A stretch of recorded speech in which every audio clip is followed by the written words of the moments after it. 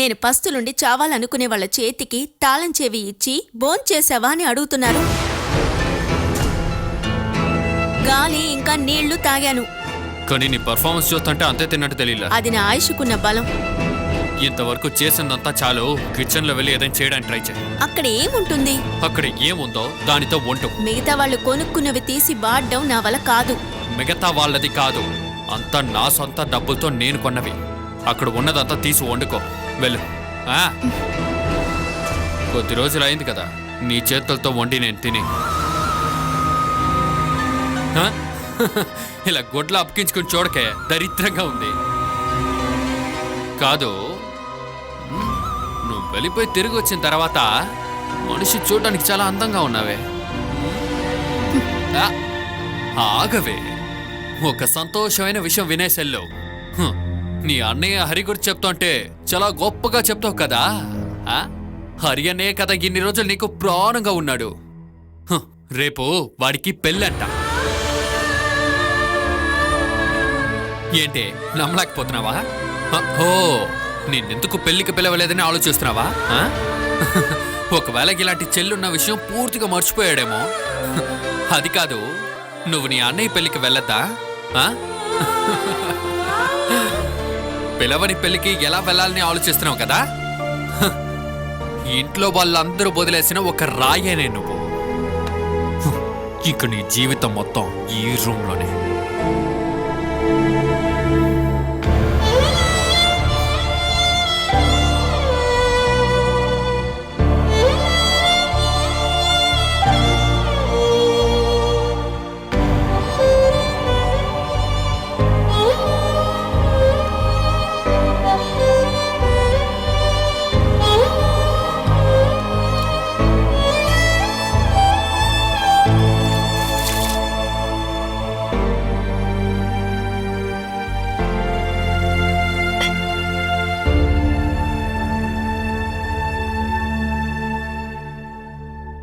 బాలా, నువ్వు ఈ లోకంలోనే లేవా? లేకుండా పోయింటే బాగుండేది. ఈ ఇంట్లో నుండి నువ్వు తప్పించుకుంటేనే బాగుంటావు. వెళ్ళానుగా, కానీ ఏం ప్రయోజనం? ఇలా పరిగెత్తి దాంకొని ఎన్నాళ్ళని? చట్టబద్ధంగా డివోర్స్ తీసుకొని ఇక్కడి నుంచి వెళ్ళిపో. డివోర్స్ తర్వాత వేణుకు నీ మీద ఎటువంటి హక్కు ఉండదు కదా. నా కడుపున పెరుగుతున్న ఈ బిడ్డని వెతుక్కుంటూ ఆయన వస్తారుగా. కోర్టుకు వెళ్తే బిడ్డ మీద హక్కు నీకే వస్తుంది. కావాలంటే పెంచొచ్చు, కానీ ఆయనకే హక్కు ఎక్కువ. ఏ నిమిషానైనా నా బిడ్డని తీసుకుపోతాడన్న భయంతో నేను బతకలేను. ఆ మనిషిని మీరు వదిలేస్తే ఇంతకంటే మంచి జీవితం దొరుకుతుందకా? కావాల్సినప్పుడు ఉండటానికి, వద్దన్నప్పుడు పడేయటానికి మీరేమన్నా వేణుగోపాల్కి కుక్క ఏంటి? ఇంకా కూడా ఎందుకక్క అన్నిటినీ తట్టుకుంటున్నారు? ఇప్పుడే హరి అన్నయ్య కూడా ఉన్నారుగా. మీరింటికి కాల్ చేయండి, హరి అన్నయ్య వచ్చి తీసుకువెళ్తారు. ఇదిగోండి, ఇప్పుడే చేయండి. వద్దు ఆశ,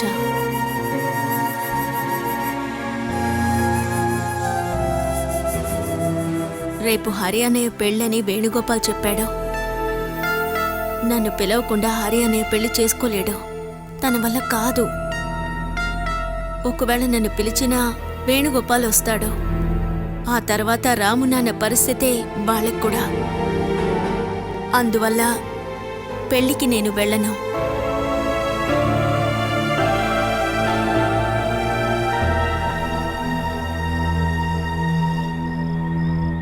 ఏంట్రా నాన్న? ఏంటి?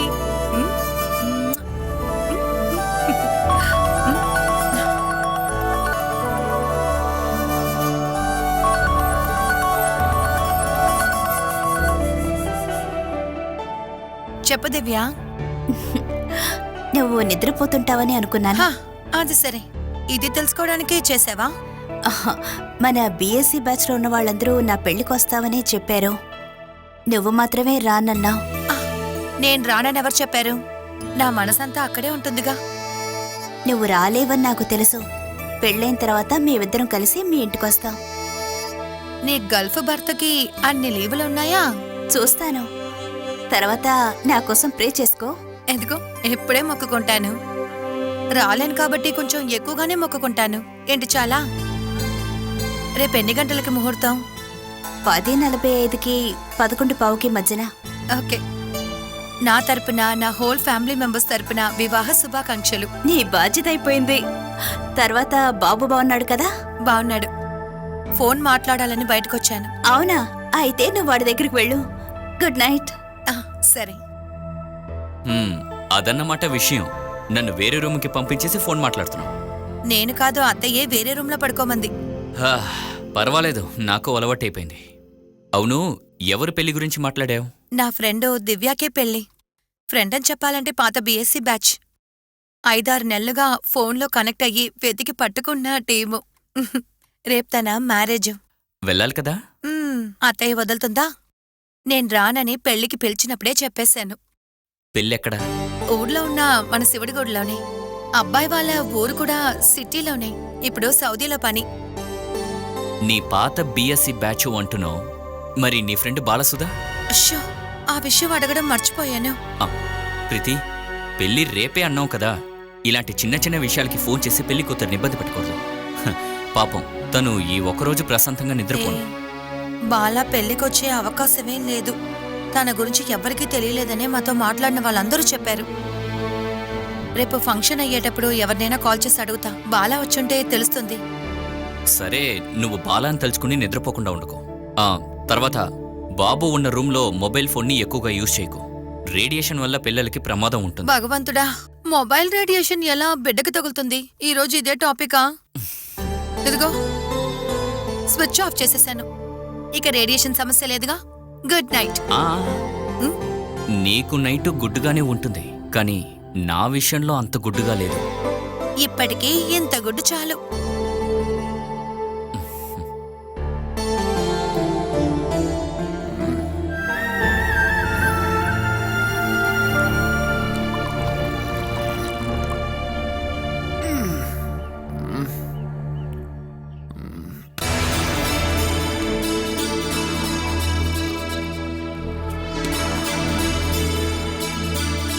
వేణు, ఆపురా, ఆపు ఆపు. ఇందులో లేదా? ఏంట్రా నువ్వు ఎలా తాగుతున్నావు? ఇప్పుడే తెల్లారింది, అప్పుడే ఆఫ్ తాగా. నువ్వు ఎలా అంతా తాగకురా. నాకంటే చేశాను, నువ్వెవర్రా? నీకు జ్ఞానంతో చెప్పట్లేదు, బాధతో చెప్తున్నాను. నువ్వు ఎలాగే తాగుతూ ఉంటే నేనేం తాగాలరా చెప్పు. అంతా ఉచితంగా కావాలని కుక్కలా చూడకుండా ఉద్యోగం చేసి డబ్బులు సంపాదించు. ఏరా బంగారం, నా మనసులో కత్తితో పొడిచినట్టు మాట్లాడుతున్నావు కదా. నిన్ను నొక్కనే నమ్మేరా నేను బ్రతుకుతున్నాను. నా కోసం ఏ కుక్క బతకద్దు. అసలు మీ మీద నాకు నమ్మకం లేదు. కానీ నాకు నీ మీద చాలా నమ్మకం ఉందిరా. ఏరా, నీకు పని దొరికిందని తెలియగానే ఇక ఏ పని చేయకూడదని నిర్ణయించుకున్నాడు రా ఈ సతీష్. అంత నమ్మకం ఉందిరా నీ మీద నాకు. నన్ను మధ్యలోనే వదిలిపెట్టరా. అవును, ఈ రోజు ఏంట్రా పొద్దున్నే మొదలు పెట్టావు? ఈ రోజు పని లేదా నీకు? నేను ఈరోజు లీవ్. ఓ, ఇప్పుడు డైలీ లీవులు ఇచ్చే ఉద్యోగమా? అయితే ఎక్కువ లీవులు అన్నమాట. రే, ఆ కంపెనీలో నాకు ఉద్యోగం చూడరా. 2 రోజులకి 2 ఊరికి లోడ్ ఎక్కించడానికి వెళ్ళాలి. ఆ పనులంతా కలిపి నేను రేపే అవగొట్టేస్తాను. ఎందుకు అంత కష్టపడుతున్నావు? 2 రోజులు ఇచ్చి రావచ్చు కదా, నీకు పని తగ్గిపోతుంది కదా. ఈ రోజు నేను ఖచ్చితంగా వెళ్ళాల్సిన ఒక ఫంక్షన్ ఉంది. అంతా ముందే షెడ్యూల్ చేసుకున్నా. అది ఏ ఫంక్షన్ రా? ముందు కొట్టేదా? అయితే నేను కూడా వస్తాను రా. అది హై లెవెల్ పార్టీయా లేక లో క్లాసా? అదంతా తెలుసుకుని ఏం చేస్తావు? ఈ హై లెవెల్ పార్టీ అయితే వేస్ట్ షర్ట్ ఐరన్ చేస్తాను. లో క్లాస్ అయితే స్నానం చేయకుండా బయలుదేరుతాను. ఫంక్షన్ కి నేను మాత్రం వెళ్తున్నాను. ఫంక్షన్ కి నువ్వు కావాలంటే వెళ్ళొచ్చు, కానీ డ్రైవర్ గా నేను వస్తాను రా. ఏ ఫంక్షన్ కైనా డ్రైవర్ కు ఒక సీట్ ఉంటుంది కదా. పిలవని ఫంక్షన్ కి నువ్వు రావాల్సిన అవసరం లేదయ్యా. అరే ఏంట్రా, ఈ చావులకంతా మనల్ని పిలుస్తున్నారా? వార్త వినగానే వెళ్ళిపోతున్నాం కదా. రే, ఇక్కడ ఒక ఫంక్షన్ జరుగుతుంది, నువ్వు రావద్దంటే ఆ మాట విని మనం వెళ్లకుండా ఉండొచ్చు. అంతేకాకుండా ఈ ఫంక్షన్ అలాంటిది కాదు కదా. ఈ ఫంక్షన్ కి నువ్వు రావాల్సిన అవసరం లేదు. ఇది నేను మాత్రం పాల్గొవాల్సిన ఫంక్షన్. ఓ, నేను అక్కడికి ఒంటరిగా వెళ్తాను. ఏ ఒక్కడు నాతో రావద్దు. ఈ రోజు నాకు పండగే. అందరికీ ఉంది.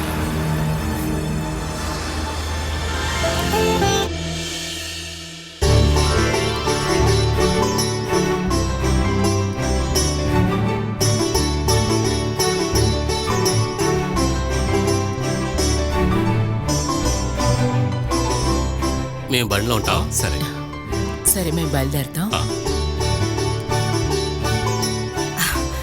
ఏమండి పిలిచారా? వాడు ఎంతసేపని రెడీ అవుతూ ఉంటాడు. మనం ముహూర్తం దాటాక వెళ్తామా? ట్రాఫిక్ ఎక్కువ ఉంటే ఆలస్యంగా చేరుకుంటాం. అయిపోయిందండి, ఇప్పుడు వచ్చేస్తాడు. అదేగా టైంకి చేరుకోవాలని ఎవరికైనా ఉంటేగా.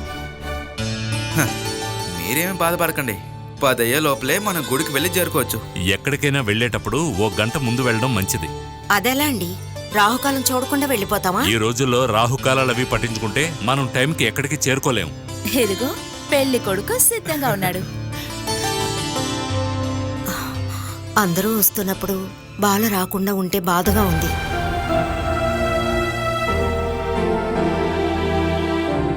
ఇంకా టైం వేస్ట్ చేయకు. హరి, అమ్మా నాన్నకి తాంబూలం ఇస్తే మనం బయలుదేరొచ్చు. ఇప్పుడు ఎందుకు ఆ సంప్రదాయాలని? అలా అనుకుంటే ముఖ్యమైన బంధువులను వీడు పిలిచాడా? చుట్టాలని ఫ్రెండ్స్ని అందరినీ పిలిచాం కదా, వాళ్ళందరూ మండపానికి వచ్చేస్తారు. అవును, అది కాకుండా అందరిని ఇంటికి పిలిచి ఏంటి ప్రయోజనం? అది కాకుండా వాళ్ళందరినీ తీసుకువెళ్ళటానికి 4-5 కార్లు బుక్ చేయాలి. నువ్వు ఖర్చులు మిగల్చడం గురించి ఆలోచిస్తూ ఉండు.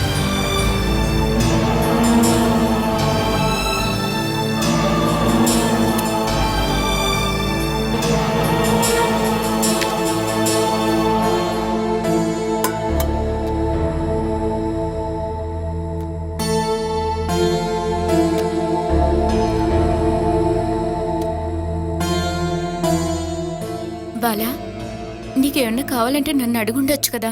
నాకు సాయం చేయాలనుకుని నువ్వెందుకు అక్క తిట్లు తింటావు? నువ్వు రావడానికి ముందు నుంచే తిట్లు తింటున్నానుగా. మీరు వండే వంటలు నేను తినకూడదని ఆర్డర్ వేశారు. కావాలంటే నేనే వండుకొని తినాలట. నేను వంట చేయకపోతే ఆయన కొట్టడానికి వస్తున్నారు. ఎందుకు దెబ్బలు తినడం? ఇదంతా ఓర్చుకోవడానికి నీకెలా మనసు వస్తుందో తెలియట్లేదు. మహిళా మండలి నుండి నీకోసం వచ్చినప్పుడు నువ్వు అనుభవించిన బాధలన్నీ వాళ్ళకి చెప్పుకోవచ్చు కదా. చెప్తే వాళ్ళు తీసుకెళ్లే షెల్టర్లో వెళ్ళి నేనీ బిడ్డని ప్రసవించాలి. అడ్రస్ లేకుండా ఆ బిడ్డ పెరగాలి. అన్ని చోట్ల అవమానించబడి ఆత్మవిశ్వాసం లేకుండా ఎంతకాలం బతకగలం?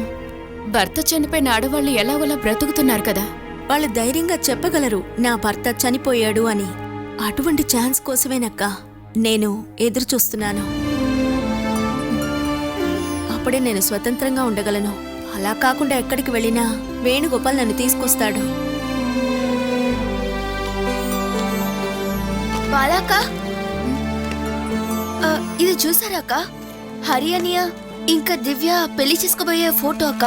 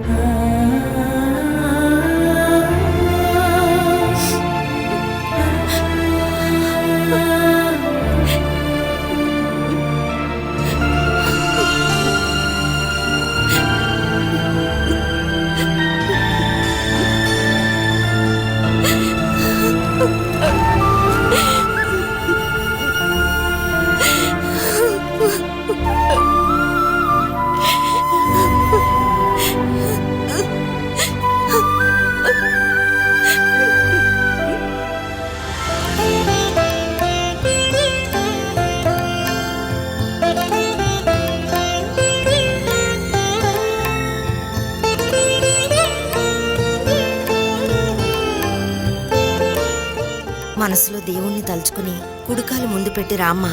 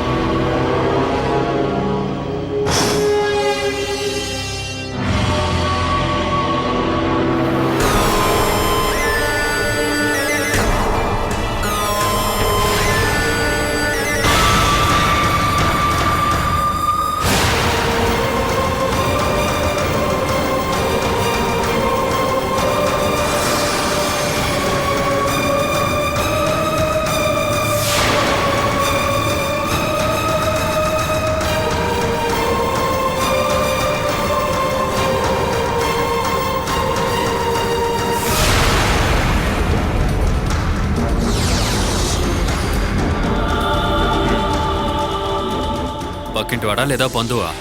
మేము హరి ఫ్రెండ్స్. ఓహో, ఫ్రెండ్స్ అందరినీ మర్చిపోకుండా పిలిచాడు.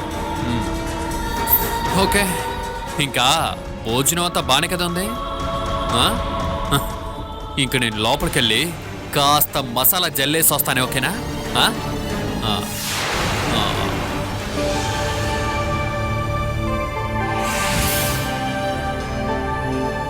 మా అమ్మాయిని మీకు అప్పగించి వెళ్తున్నాను. హరి భార్య నాకు కూతురు లాంటిదే కదా. నాకిప్పుడు 3 ఆడపిల్లలు. నాకిప్పుడే గుర్తుకొచ్చింది, బాల పెళ్ళికి రాలేదే?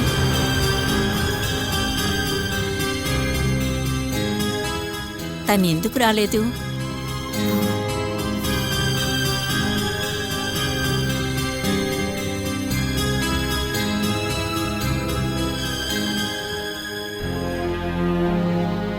అసలు ఏం జరిగిందో చెప్పండి. బాలకి డేట్ దగ్గర పడుతోంది కదా, ప్రయాణం చేయకూడదు, అందుకే రాలేదు.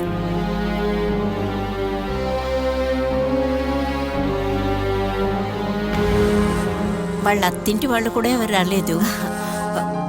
పిలిచాం, వేణు ఊళ్ళో లేడు, అందుకే ఎవరూ రాలేదనుకుంటాను. హలో,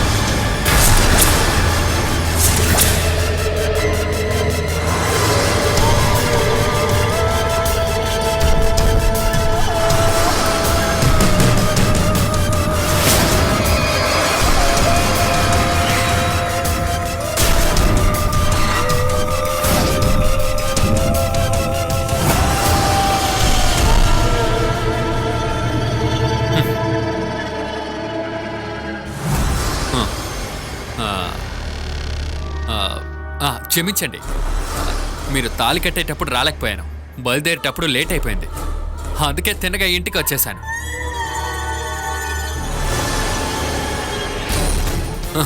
ఇంకా ఇదే కదా పెళ్లి కూతురు. బాగుంది, కావాల్సినంత బంగారం వేసుకుంది. నీ చెల్లిని పెళ్లి చేసి ఇచ్చినప్పుడు ఇచ్చిందేదో 75 పౌండ్లు అనుకుంటాను. అబ్బో, మరి ఇప్పుడు ఎన్ని పౌండ్లు ఉన్నాయి? ఇవ్వడానికి మనసు లేకపోయినా తీసుకోవడానికి మాత్రం సిద్ధంగా ఉన్నారు కదా. Sorry sorry sorry sorry sorry కదేంటో తెలియకుండా నా నోరు చూస్తున్న మీ అందరికీ చెప్తాను. వీడెవడ్రా ఈ ఇంటికి వచ్చి అనవసరంగా వాగుతున్నాడని అడుక్కునే ఎదవలందరికీ నేను చెప్తాను. నేను ఇక్కడ నుంచున్న జయచంద్రన్కి ఒక చిన్న కూతురిని పెళ్లి చేసుకుని ఈ ఇంటికి సంబంధం చేసుకున్న ఈ ఇంటి అల్లుడిని, పేరు వేణు గోపాల్. ఇప్పుడు అసలు పాయింట్ ఏంటంటే, కూర్చోండి. నేను ఇక్కడ కూర్చోడానికి రాలేదు. కొన్ని విషయాలు చెప్పేసి వెళ్ళిపోతాను. బాల నీ చెల్లే కర్రా, తననెందుకు నా పెళ్లికి పిలవలేదు?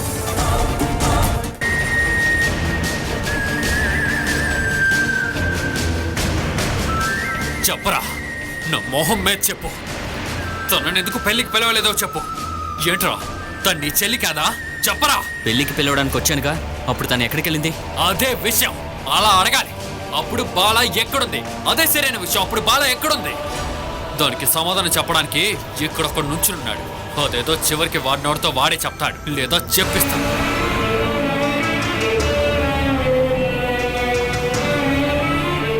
బాల నా భార్య నాగింట్లోనే ఉంది. నమ్మకం లేదంటే కాల్ చేసి అడగండి. బాల నాగింట్లోనే ఉంది. ఎవరికి అనుమానం ఉన్నా ఫోన్ చేసి అడగండి.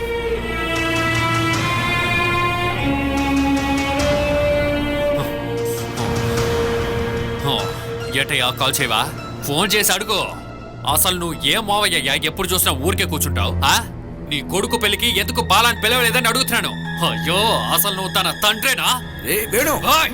మనోజ్, నువ్వు కాస్త ఊరుకో. అతను ఏదో ఒకటి వాక్కుని వెళ్ళిపోని. నువ్వు దేంట్లోనూ జోక్యం చేసుకోకు.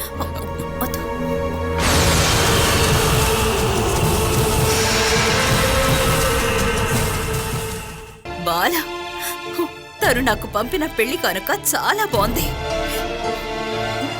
నాకిప్పుడు అనుమానంగా ఉంది, మీరు తన్ని పెళ్లికి పిలవలేదన్న కోపంతో తన్నే భర్తని రెచ్చగొట్టి పంపిందేమోనని.